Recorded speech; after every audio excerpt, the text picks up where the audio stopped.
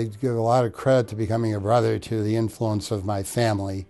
I grew up in, I wouldn't say a strictly religious household, but a very faithful one. We all were public school students, public school instructed, but we were dedicated to going to catechism class on Sunday morning. So we went to catechism and to Mass. My oldest brother wanted to go to Catholic high school, and the two Catholic high schools that were nearby, one of which had not been built yet, were both run by, at that time, called the Irish Christian Brothers. And he took the test and was accepted at St. Lawrence High School in Burbank. He went there, and I just kind of naturally followed him 3 years later. And he was in the first graduating class, I was in the fourth. And our father would pick us up coming home from work. He worked a shift from 7 to 3 at Western Electric in Cicero. We'd have about 30, 45 minutes waiting for him to come by and after school, and I happened to notice that the brothers were very prominent. They were involved in a lot of after-school activities, and they seemed to interact with the students. I had a lifelong love, I still do, with especially with American history. And at some point I said I thought I might make a good teacher, and also seeing the brothers and their interaction, I think I was influenced very positively by that.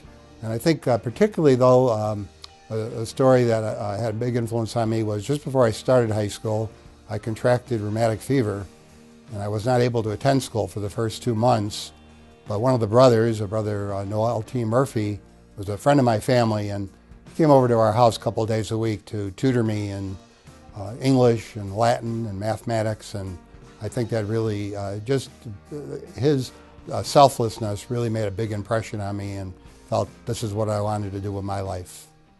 My ministry role has been primarily as an educator, and I've had 25 years as a principal, 24 of which were on the high school level, and I've had the opportunity, because I became a brother, to live in some very nice places. I've lived in California, I've lived in suburban Detroit, I've lived here in Chicago, and I also had 2 years in New York City, where if I had any direct connection with the poor was when I had 2 years as principal of our school in Harlem, Rice High School.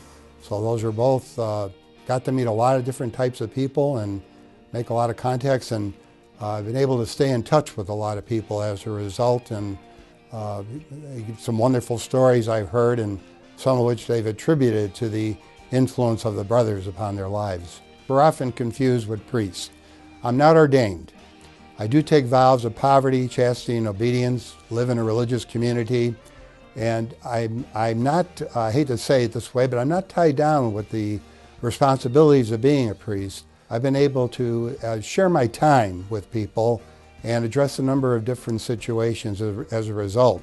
So there's many different apostolates out there for brothers, and if you want to be in a unique situation where you can serve the church and help achieve your own salvation, you might think about the religious brotherhood. Brothers, as I say, often aren't noted.